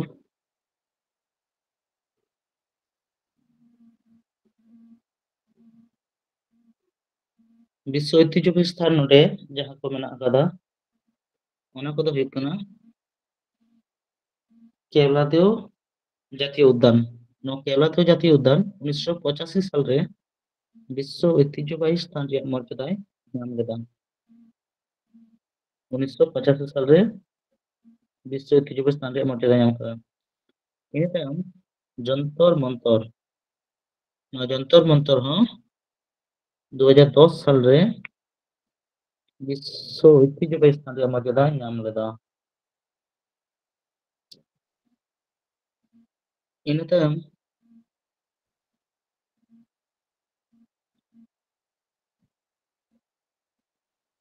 জয়পুর ᱨᱮᱭᱟᱜ গোলাপী শহর, ᱱᱚᱣᱟ ᱫᱚ বিশ্ব ঐতিহ্যবাহী স্থানে ᱧᱟᱢ ᱞᱮᱫᱟ। জয়পুর ᱡᱟᱦᱟᱸ ᱠᱚ ᱞᱟᱹᱭᱫᱟ গোলাপী শহর, ᱢᱟᱱᱮ জয়পুর ᱜᱮ গোলাপী শপিং সিটি ᱧᱩᱛᱩᱢ ᱛᱮ ᱵᱟᱲᱟᱭᱚᱜ ᱠᱟᱱᱟ, ᱚᱱᱟᱭ ᱧᱟᱢ ᱞᱮᱫᱟ 2019 সালে। ᱤᱱᱟᱹ ᱛᱟᱭᱚᱢ hill fort of Rajasthan. Rajasthan ᱨᱮᱱᱟᱜ হিল ফোর্ট, ᱱᱚᱣᱟ ᱫᱚ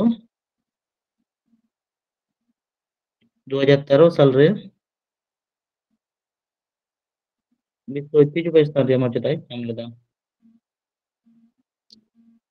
ᱴᱷᱤᱠ ᱜᱮᱭᱟ, বিশ্ব ঐতিহ্যবাহী স্থান ᱱᱚᱰᱮ 4 ᱞᱮᱠᱟ ᱢᱮᱱᱟᱜ ᱟᱠᱟᱫᱟ, ᱫᱤᱥᱟᱹ ᱫᱚᱦᱚᱭ ᱢᱟᱯᱮ। কেওলাদেও জাতীয় উদ্যান, যন্তর মন্তর, জয়পুর গোলাপী শহর আর হিল ফোর্ট অফ রাজস্থান। বিশেষ করে ᱱᱚᱣᱟ ᱠᱚᱫᱚ মানে ᱧᱩᱛᱩᱢ ᱛᱮ ᱫᱤᱥᱟᱹ ᱫᱚᱦᱚᱭ ᱛᱟᱵᱚᱱ ᱯᱮ, ᱦᱚᱭᱛᱚ ᱩᱱᱟᱹᱜ ᱰᱤᱯ ᱨᱮ কোশ্চেᱱস ᱵᱟᱠᱚ ᱮᱢᱟ ᱡᱮ ᱛᱤᱱᱟᱹᱜ ᱥᱟᱞᱨᱮ ᱚᱸᱰᱮ ᱟᱨᱠᱤ ᱠᱮᱣᱞᱟ ᱫᱮ ᱡᱟᱛᱤᱭᱚ ᱩদ্যান ᱛᱤᱱᱟᱹᱜ ᱥᱟᱞᱨᱮ ᱵᱤᱥᱥᱚ ᱤᱛᱤᱦᱟᱥ ᱥᱛᱷᱟᱱ ᱨᱮ ᱢᱚর্যাদা ᱧᱟᱢ ᱟᱠᱟᱫᱟ ᱚᱱᱠᱟ ᱫᱚ ᱵᱟᱠᱚ ᱮᱢᱟ ᱢᱳᱴᱟᱢᱩᱴᱤ ᱡᱮ ᱱᱚᱣᱟ ᱡᱟᱛᱤᱭᱚ ᱩদ্যান ᱫᱚ ᱚᱠᱟ ᱯᱚᱱᱚᱛ ᱨᱮ ᱟᱨ ᱚᱱᱠᱟ ᱤᱭᱟᱹ ᱨᱮ ᱢᱮᱱᱟᱜ ᱟᱠᱟᱫᱟ ᱱᱚᱜᱼᱚ ᱱᱚᱝᱠᱟ ᱟᱨᱠᱤ ᱦᱤᱡᱩᱜᱼᱟ ᱛᱟর ᱢᱚধ্যে ᱜᱮ ᱱᱚᱣᱟ ᱠᱚ ᱧᱩᱛᱩᱢ ᱫᱤᱥᱟᱹ ᱫᱚᱦᱚᱭ ᱛᱟᱵᱚᱱ ᱯᱮ ঠিক আছে ᱤᱱᱟᱹ ᱛᱟᱭᱚᱢ গুরুত্বপূর্ণ শাস্ত্রীয় আর বাং লোকনৃত্য গুরুত্বপূর্ণ শাস্ত্রীয় নৃত্য ᱱᱚᱣᱟ ᱨᱟᱡᱚᱥᱛᱷᱟᱱ ᱯᱚᱱᱚᱛ ᱨᱮᱫᱚ ᱵᱟᱹᱱᱩᱜ ᱟᱠᱟᱫᱟ লোকনৃত্য ᱠᱚ ᱢᱮᱱᱟᱜ ᱟᱠᱟᱫᱟ ᱱᱚᱣᱟ আঞ্চলিক লোকনৃত্য ᱠᱚ ᱚᱱᱟ ᱠᱚ ᱢᱩᱫᱽᱨᱮ ঘুমার চাকরি গানাগোর ঝুলন লীলা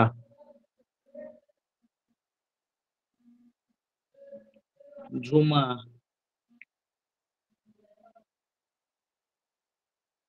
সুইসিনি ঘাপাল আর নয় কালবেলিয়ার নৃত্য কালবেলিয়া নৃত্য আর ঘুমর ᱱᱚᱣᱟ ᱠᱚᱫᱚ ᱱᱚᱣᱟ ᱠᱤᱱ ᱚᱞᱨᱮᱰᱤ ᱯᱚᱨᱤᱠᱠᱷᱟ ᱨᱮ ᱦᱮᱡ ᱟᱠᱟᱱᱟ ᱟᱨ ᱠᱟᱞᱵᱮᱞᱟᱭ ᱦᱚᱸ ᱟᱹᱰᱤᱵᱟᱨ ᱦᱮᱡ ᱟᱠᱟᱱᱟ ᱵᱤᱵᱷᱤᱱᱱᱚ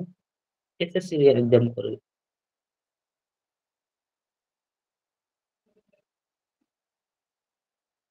ᱱᱤᱛ ᱫᱚ গুরুত্বপূর্ণ উৎসব আর বাং মেলা ᱱᱚᱰᱮᱱᱟᱜ ᱡᱟᱦᱟᱸ ᱠᱚ ᱢᱮᱱᱟᱜ ᱟᱠᱟᱫᱟ ᱚᱱᱟ ᱠᱚᱫᱚ ᱦᱩᱭᱩᱜ ᱠᱟᱱᱟ চন্দ্রভাগা মেলা ᱤᱱᱟᱹ ᱛᱟᱭᱚᱢ পুষ্কর মেলা ᱱᱚᱣᱟ পুষ্কর মেলা ᱫᱚ ᱠᱚᱢ ᱵᱮᱥᱤ ᱥᱟᱱᱟᱢ ᱠᱚᱵᱚᱱ ᱵᱟᱲᱟᱭᱟ ᱡᱟᱹᱱᱤᱡ ᱩᱴ উৎসব ᱞᱮᱠᱟᱛᱮ ᱵᱚᱱ ᱵᱟᱲᱟᱭᱟ ᱡᱮ ᱱᱚᱰᱮ পুষ্কর মেলা ᱫᱚ ᱩᱴ ᱠᱚ ᱤᱫᱤ ᱠᱟᱛᱮ ᱜᱮ মেলা ᱫᱚ ᱦᱩᱭᱩᱜᱼᱟ ᱯᱟᱞᱮᱱ যেহেতু ᱱᱚᱰᱮᱱᱤᱡ জাতীয় মানে প্রাণী কানায় ᱱᱚᱣᱟ রাজস্থান ᱨᱮᱱ জাতীয় প্রাণী উট অতএব উট ᱠᱚ ᱤᱫᱤ ᱠᱟᱛᱮ ᱱᱚᱰᱮ ᱡᱟᱦᱟᱸ ᱢᱮᱞᱟ ᱦᱩᱭᱩᱜᱼᱟ ᱚᱱᱟ ᱫᱚ ᱥᱚᱢᱵᱷᱚᱵᱚᱛᱚ পুষ্কর মেলা ᱠᱟᱱ ᱜᱮᱭᱟ ᱤᱱᱟᱹ ᱛᱟᱭᱚᱢ গণগৌর উৎসব 4 রেᱫᱚ ᱢᱮᱱᱟᱜ ᱟᱠᱟᱫᱟ বানগঙ্গা উৎসব 5 রেᱫᱚ ᱢᱮᱱᱟᱜ ᱟᱠᱟᱫᱟ ডেজার্ট উৎসব 6 রেᱫᱚ ᱢᱮᱱᱟᱜ ᱟᱠᱟᱫᱟ নাগর মেলা ᱤᱱᱟᱹ ᱛᱟᱭᱚᱢ 7 রেᱫᱚ ᱢᱮᱱᱟᱜ ᱟᱠᱟᱫᱟ মারওয়াড় উৎসব ᱤᱱᱟᱹ ᱠᱚ ᱵᱮᱜᱚᱨ ᱦᱚᱸ ᱟᱨᱦᱚᱸ ᱢᱮᱱᱟᱜ ᱟᱠᱟᱫ ᱜᱮᱭᱟ ᱚᱱᱟ ᱠᱚᱫᱚ ᱟᱯᱮ ᱱᱤᱡᱮ ᱱᱤᱡᱮᱛᱮ ᱯᱟᱸᱡᱟ ᱠᱟᱛᱮ ᱚᱞ ᱛᱟᱵᱚᱱ ᱯᱮ মোটামুটি 6টি থেকে 7টি ᱱᱚᱣᱟ ᱠᱚᱫᱚ ᱫᱤᱥᱟᱹ ᱫᱚᱦᱚᱭ ᱛᱟᱵᱚᱱ ᱯᱮ ᱤᱱᱟᱹ ᱵᱮᱜᱚᱨ ᱦᱚᱸ ᱟᱯᱮᱭᱟᱜ ᱪᱟহিᱫᱟ ᱞᱮᱠᱟᱛᱮ ᱟᱨ ᱵᱟᱝ ᱟᱯᱮ ᱡᱟᱦᱟᱸᱭ ᱡᱩᱫᱤ ᱯᱮ ᱢᱚᱱᱮ ᱠᱷᱟᱱ ᱡᱮ ᱟᱨᱦᱚᱸ ᱯᱟᱲᱦᱟᱣ ᱨᱮᱭᱟᱜ ᱥᱩᱵᱤᱫᱷᱟ ᱞᱮᱠᱟᱛᱮ ᱟᱨ ᱵᱟᱝ ᱯᱚᱨᱤᱠᱠᱷᱟ ᱨᱮᱱᱟᱜ ᱞᱟᱹᱠᱛᱤ ᱞᱮᱠᱟᱛᱮ ᱡᱩᱫᱤ ᱯᱮ ᱢᱚᱱᱮᱭᱟ ᱡᱮ ᱯᱟᱸᱡᱟᱭᱟᱯᱮ ᱛᱟᱦᱞᱮ ᱯᱮ ᱯᱟᱸᱡᱟ ᱫᱟᱲᱮᱭᱟᱜᱼᱟ ᱯᱟᱸᱡᱟ ᱠᱟᱛᱮ ᱚᱞ ᱫᱚᱦᱚᱭ ᱛᱟᱵᱚᱱ ᱯᱮ গুরুত্বপূর্ণ উৎসব আর বাং মেলা ᱠᱚ ᱴᱷᱤক ᱜᱮᱭᱟ উৎসব মেলা ᱦᱩᱭᱱᱟ ᱤᱱᱟᱹ ᱛᱟᱭᱚᱢ গুরুত্বপূর্ণ মন্দির ᱱᱚᱰᱮ ᱡᱟᱦᱟᱸ ᱡᱟᱦᱟᱸ মন্দির ᱧᱩᱢ ᱧᱟᱢᱟᱱᱟᱜ ᱠᱟᱱᱟ ᱚᱱᱟ ᱠᱚᱫᱚ ᱦᱩᱭᱩᱜ ᱠᱟᱱᱟ নাথদুয়ারা শ্রীনাথজি মন্দির নাথদুয়ারা শ্রীনাথজি মন্দির ᱤᱱᱟᱹ ᱛᱟᱭᱚᱢ দিলওয়ারা মন্দির দিলওয়ারা মন্দির ᱤᱱᱟᱹ ᱛᱟᱭᱚᱢ জৈন মন্দির ᱱᱚᱣᱟ ᱠᱚᱜᱮ ᱟᱨᱦᱚᱸ ᱢᱮᱱᱟᱜ ᱟᱠᱟᱫ ᱜᱮᱭᱟ ᱯᱟᱞᱮᱱ ᱥᱮ ᱢᱮᱱᱟᱜ ᱜᱮᱭᱟ ইম্পর্টেন্ট ᱞᱮᱠᱟᱛᱮ ᱱᱚᱣᱟ ᱠᱚ ᱯᱮᱭᱟ ᱫᱤᱥᱟᱹ ᱫᱚᱦᱚᱭ ᱛᱟᱵᱚᱱ ᱯᱮ ᱟᱨ ᱱᱚᱰᱮ ᱡᱟᱦᱟᱸ গুরুত্বপূর্ণ নদী ᱢᱮᱱᱟᱜ ᱟᱠᱟᱫᱟ ᱚᱱᱟ ᱨᱮᱱᱟᱜ ᱟᱲᱮᱨᱮ ᱡᱟᱦᱟᱸ ᱥᱚᱦᱚᱨ ᱢᱮᱱᱟᱜ ᱟᱠᱟᱫᱟ ᱚᱱᱟ ᱫᱚ ᱦᱩᱭᱩᱜ ᱠᱟᱱᱟ ᱠᱳᱴᱟ ᱥᱚᱦᱚᱨ ᱠᱳᱴᱟ ᱥᱚᱦᱚর ᱫᱚ চম্বল নৈ আড়েরে ᱢᱮᱱᱟᱜ ᱟᱠᱟᱫᱟ চম্বল নৈ আড়েরে কোটা শহর ᱢᱮᱱᱟᱜ ᱟᱠᱟᱫᱟ ঠিক আছে ᱜᱚᱝᱠᱮ ᱜᱚᱝᱠᱮ ᱦᱳᱭ আরাবল্লী পর্বত তো রাজস্থান রে অবস্থিত মেনাছে গুজরাট রে আরাবল্লী পর্বত হ্যাঁ আরাবল্লী পর্বত তো গুজরাট রে সে রাজস্থান রে মেনাছে ᱚᱱᱟ ᱴᱤᱡ ᱰᱟউᱴ গুজরাট ᱨᱮᱫᱚ ᱥᱚᱢᱵᱷᱚᱵᱚᱛᱚ ᱤᱧ ᱫᱚ ᱜᱩᱡᱽᱨᱟᱴ ᱞᱮᱠᱟ ᱫᱚ ᱵᱟᱹᱧ ᱫᱤᱥᱟᱹᱭᱮᱫᱟ ᱚᱱᱟ ᱤᱭᱟᱹ ᱨᱮ ᱧᱮᱞ ᱞᱮᱠᱷᱟᱱ ᱯᱮ ᱵᱩᱡᱽ ᱫᱟᱲᱮᱭᱟᱜᱼᱟ ᱡᱮ ᱱᱚᱰᱮᱱᱟᱜ ᱟᱨᱟᱣᱞᱤ ᱦᱨᱚদ ᱨᱟᱡᱚᱥᱛᱷᱟᱱ ᱨᱮᱜᱮ ᱢᱮᱱᱟᱜᱼᱟ ᱜᱚᱝᱠᱮ᱾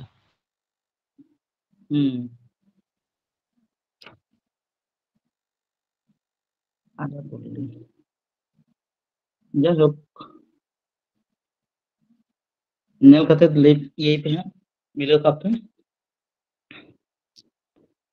ᱚᱠᱚᱭ ᱞᱟᱹᱭ ᱠᱮᱫᱟ ᱨᱟᱡᱚᱥᱛᱷᱟᱱ হয়তো রাজস্থান ᱨᱮᱜᱮ ᱦᱩᱭᱩᱜᱼᱟ। ঠিক আছে গুরুত্বপূর্ণ নদী আর তীরবর্তী শহর যাহা ᱞᱟᱹᱭ ᱦᱩᱭᱱᱟ ᱚᱱᱟ ᱫᱚ ᱟᱨᱦᱚᱸ ᱢᱮᱱᱟᱜ ᱜᱮᱭᱟ ᱚᱱᱟ ᱠᱚ ᱟᱯᱮ ᱯᱟᱸᱡᱟ ᱠᱟᱛᱮ ᱚᱞ ᱛᱟᱵᱚᱱ ᱯᱮ ᱟᱨ ᱚᱞ ᱠᱟᱛᱮ ᱫᱚᱦᱚ ᱛᱟᱵᱚᱱ ᱯᱮ ᱱᱤᱡᱮᱨᱟᱜ ᱥᱩᱵᱤᱫᱷᱟ ᱞᱮᱠᱟᱛᱮ ᱯᱟᱲᱦᱟᱣ ᱛᱟᱵᱚᱱ ᱯᱮ ᱤᱱᱟᱹ ᱛᱟᱭᱚᱢ ᱱᱤᱛ ᱫᱚ ᱟᱨ ᱢᱤᱫᱴᱟᱝ ᱯᱚᱱᱚᱛ ᱤᱫᱤ ᱠᱟᱛᱮ ᱱᱚᱣᱟ ᱠᱚ ᱟᱫᱚ ᱯᱚᱱᱚᱛ ᱤᱭᱟᱹ ᱟᱞᱳᱪᱚᱱᱟ ᱫᱚᱵᱚᱱ ᱢᱩᱪᱟᱹᱫᱟ ᱱᱚᱣᱟ ᱫᱚ ᱦᱩᱭᱩᱜ ᱠᱟᱱᱟ সিকিম পনত ইদি কাতে বন আলোচনায়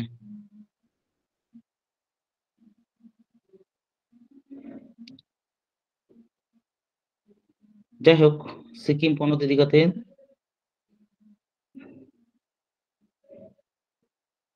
নয় যাহা বন নিয়ামেদা সিকিম দো কাঠেন কানা একেবারে উত্তর পূর্ব রিয়া চীন সীমান্ত পূর্বরে ভুটান নেপাল নয়নঙ্কা আরকি নয়া চারিপাশে রে মেনা আকাদা আর আবো শিলিগুড়ি দার্জিলিং সীমান্ত রে নয়া সিকিম পনত রিয়া বিস্তার দো নয়া দো নিউমানা আরকি পর্যটন কেন্দ্র কানা নয়া সিকিম ইয়ে দো পনত দো আর নয়া দো আয়তন রে ভারত রিয়া দ্বিতীয় বৃহত্তম মানে যত খনা ক্ষুদ্রতম আরকি কাটিজ চেত ᱧᱮᱞ ᱞᱮᱠᱷᱟᱱ দ্বিতীয় নয়া রে উত্তর পূর্বাঞ্চল দো মানে উত্তর পূর্ব পাটা দো চীন রিয়া স্থায়িত্ব শাসন এলাকা তিব্বত পড়াগ কানা আর পূর্ব পাটা দো ভুটান যাহা অরুণাচল প্রদেশ আর নয় সিকিম তালারে মেনা কাদা ওনা তো ভুটান পড়াগ কানা আর নতে পশ্চিম পাটা দো নেপাল আর দক্ষিণ পাটা দো আবহাওয়া শিলিগুড়ি দার্জিলিং নয়া আরকি আবো পশ্চিম বাংলা পনᱚᱛ ᱨᱮᱱᱟᱜ সীমানা পড়াগ কানা ᱡᱟᱜᱮ সিকিম ইদি কাতে নয়া নলেজ নয়া বাড়াই তাহেন তাবন মা যে সিকিম তো নয় নোটে কানা মেতে ঠিক আছে ভৌগোলিক অবস্থান হইনা নয়া রিয়া সিকিম রিয়া রাজধানী তো কানা গ্যাংটক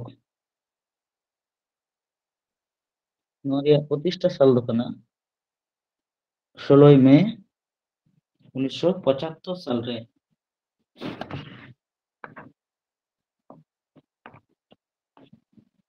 ইনাতে বর্তমান নিতো যাহাই মুখ্যমন্ত্রী মেনা কাদি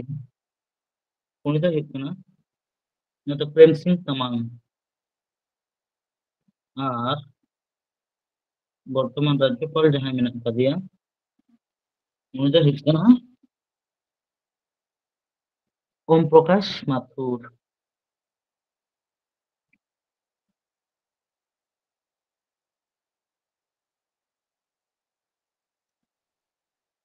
গুরুত্বপূর্ণ জাতীয় প্রাণী পাখি আর বৃক্ষ দো হুᱭᱩᱜ কানা ᱨᱮᱱ ᱠᱚ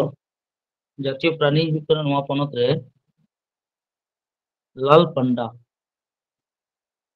পান্ডা ᱢᱤᱫ প্রজাতি রেন প্রাণী নুকু গে নয়া সিকিম রেন দো জাতীয় প্রাণী কানা ᱠᱚ নুকা বৈজ্ঞানিক সম্মত nyutum do হুᱭᱩᱜ কানা এলুরাস ফালজেন্স ইনা তায়ম জাতীয় পাখি দো হুᱭᱩᱜ কানা রক্ত মরো দো হুᱭᱩᱜ কানা নুকা বৈজ্ঞানিক সম্মত nyutum do হুᱭᱩᱜ কানা ইথাজিনিস ক্রুয়েন্টাস ইথাজিনিস ক্রুয়েন্টাস আর নডেরা জাতীয় বৃক্ষ দো হুᱭᱩᱜ কানা রোদরঞ্জন nyutuman mid দারে যাহা রিয়া বৈজ্ঞানিক সম্মত nyutum do হুᱭᱩᱜ কানা রোডোডেন্ড্রন যাই হোক নিতোग दो सिक्किम रेयाग गुरुत्वपूर्ण जातीय उद्यान जहाँ को मेना माने जहाँ मेना अकादा ओना दो हुयुग कना मिदटांग सुमुंग गे मेना अकादा ओना दो हुयुग कना कांचनजंगा जातीय उद्यान नोआ फेमस जातीय उद्यान कना नोआ कांचनजंगा जातीय उद्यान दिसे दोहय मापे जे कांचनजंगा दो कना सिक्किम रे नो कन्फ्यूजन या कांचनजंगा आर आसाम रेना इये करे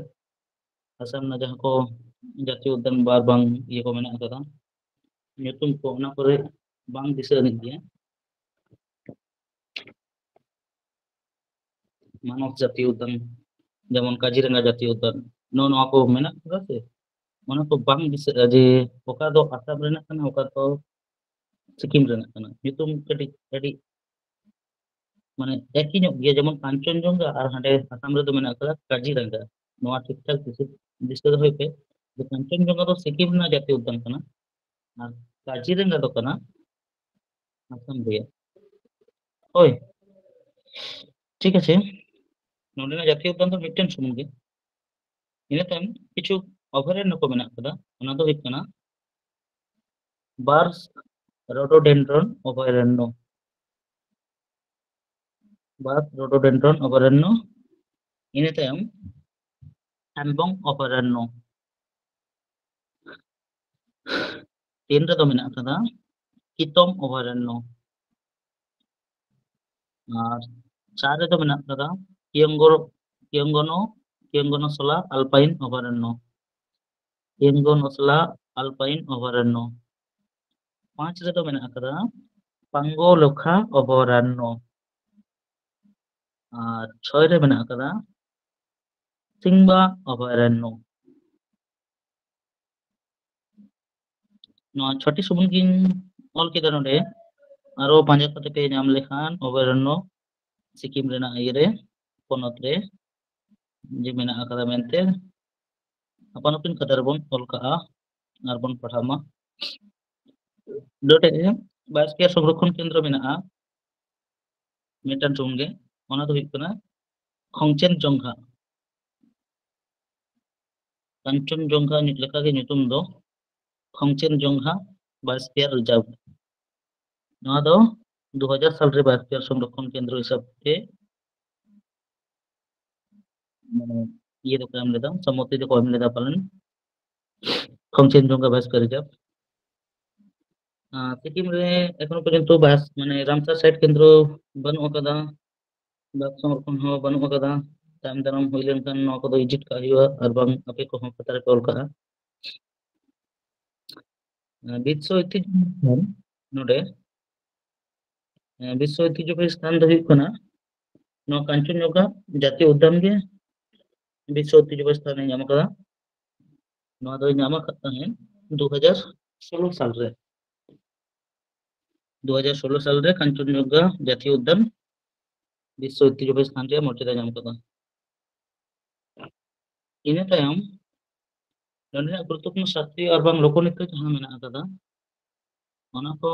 मुद्रे दो शास्त्रीय नृत्य तो नोडे बनु अकादा लोकनृत्य को तो हुयुग कना चुफाट लोकनृत्य सिकमारी लोकनृत्य ᱤᱱᱟᱹ ᱛᱟᱭᱚᱢ सिंही छाम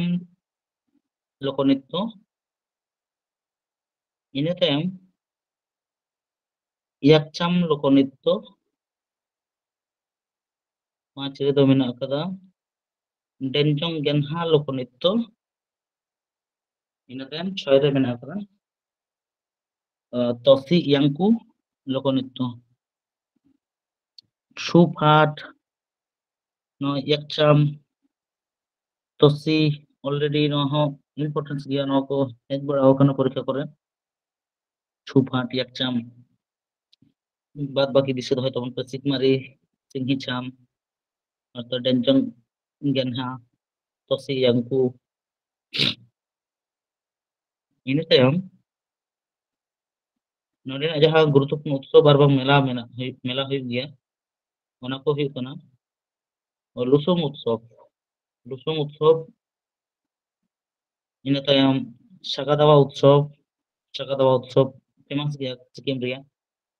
ᱱᱚᱣᱟ অলরেডি ইয়ের হেজ ᱠᱟᱱᱟ এমপিএস পরীক্ষা করে এইচএসএল পরীক্ষা করে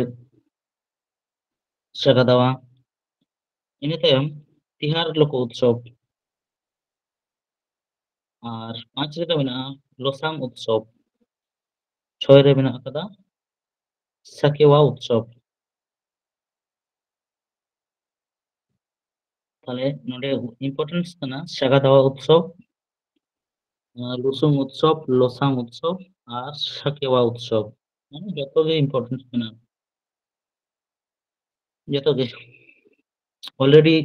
সাকেওয়া হেজ ᱟᱠᱟᱱᱟ ᱥᱟᱜᱟ ᱫᱟᱣᱟ হেজ ᱟᱠᱟᱱᱟ লুসুং ᱦᱚᱸ ᱦᱮᱡ ᱟᱠᱟᱱᱟ ঠিক আছে ᱱᱚᱰᱮ গুরুত্বপূর্ণ মন্দির মিসিং ᱠᱟᱱᱟ ᱱᱚᱣᱟ ᱫᱚ ᱟᱯᱮᱭᱟᱜ হোমওয়ার্ক ᱨᱮᱜᱮᱧ ᱮᱢ ᱠᱮᱫᱟ ᱟᱯᱮ ᱱᱤᱡᱮ ᱛᱮᱯᱮ ᱚᱞ ᱤᱭᱟᱹᱭᱟ গুরুত্বপূর্ণ মন্দির ᱫᱚ আর ᱤᱱᱟᱹ ᱛᱟᱭᱚᱢ গুরুত্বপূর্ণ নদী আর ᱚᱱᱟ তীরবর্তী শহর ᱫᱚ ᱦᱩᱭᱩᱜ ᱠᱟᱱᱟ রাংপো শহর ᱫᱚ তিস্তা নদী আড়ে রেখে মেনাᱜ ᱟᱠᱟᱫᱟ রাংপো শহর ঠিক আছে তিন স্টেট এর আলোচনা ᱫᱚ ᱱᱚᱝᱠᱟ ᱜᱮ ᱟᱨᱦᱚᱸ ᱫᱚᱥᱟᱨ ᱪᱮᱯᱴᱟᱨ ᱵᱚᱱ ᱟᱞᱳᱪᱚᱱᱟᱭᱟ